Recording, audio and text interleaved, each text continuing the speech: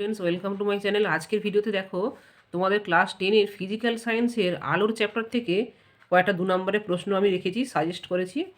এটা অবশ্যই 2025-এর জন্য মোস্ট ইম্পর্টেন্ট। আমি যে প্রশ্নগুলো রেখেছি এগুলো যদি তোমরা প্র্যাকটিস করো 100% 2 নম্বরের কোশ্চেন তোমরা আলো থেকে পাবেই, এটুকু বলতে পারি। তাহলে আজকের প্রশ্নগুলো আলোচনা করা যাক। 1. গোলীয় দর্পণের উন্মেষ বলতে কী বোঝো? 2. লেন্সের আলোককেন্দ্রের সংজ্ঞা দাও চিত্রসহ। আলোককেন্দ্র লিখতে গেলে চিত্র অবশ্যই দিতে হবে। এটা চিত্রসহ লেখা আছে, লেখা যদি নাও থাকে তাহলেও তোমাদের চিত্র অবশ্যই দিতে হবে, মাস্ট, চিত্র মাস্ট।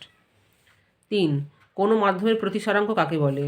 4. উত্তল লেন্স দ্বারা কোন ধরনের ত্রুটি প্রতিকার করা হয়? 5. উত্তল দর্পণের ক্ষেত্রে F=R/2 প্রমাণ করো। 6. উত্তল লেন্সের বিবর্ধিত সদ্বিম্ব গঠন রেখাচিত্রের সাহায্যে দেখাও।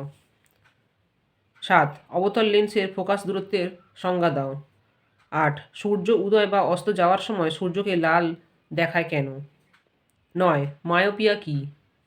10. দিনের বেলা পৃথিবীর আকাশ নীল দেখায় কেন? 11 নম্বর প্রশ্নটা দেখো, চিত্রসহ উত্তল লেন্সের ফোকাসের সংজ্ঞা দাও। 12 প্রশ্নটা রেখেছি, আলোর প্রতিসরণ কাকে বলে? কোন ক্ষেত্রে স্নেলের সূত্র প্রযোজ্য নয়? 13 নম্বর প্রশ্ন হলো, আলোক বিচ্ছুরণ কী? 14. কোনো তরলের উপরিপৃষ্ঠে বায়ু থেকে 45 ডিগ্রি কোণে আপতিত আলোকরশ্মি ওই তরলে প্রতিসরণে 15 ডিগ্রি বিচ্যুত হয়। তরলের প্রতিসরাঙ্ক নির্ণয় করো। এরপরে প্রশ্ন 15 দাগেরটা, অবতল দর্পণের ফোকাসের মধ্যে থাকা বস্তুর প্রতিবিম্বের বৈশিষ্ট্য লেখো। 16. কোনো লেন্স উত্তল না অবতল কীভাবে সহজে চিনবে? 17টা, ক্যামেরা ও মানুষের চোখের একটি সাদৃশ্য ও বৈসাদৃশ্য উল্লেখ করো। 18. গাড়ির হেডলাইটে কোন দর্পণ ব্যবহার করা হয় ও কেন? 19.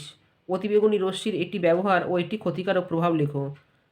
20. আয়তাকার স্ল্যাবে আলোর প্রতিসরণে রশ্মির কোনো চ্যুতি হয় না, এটা প্রমাণ করতে হবে। আজকের ভিডিও এই পর্যন্তই। তোমরা অবশ্যই আমার চ্যানেলটা সাবস্ক্রাইব করবে এবং পাশে থাকবে।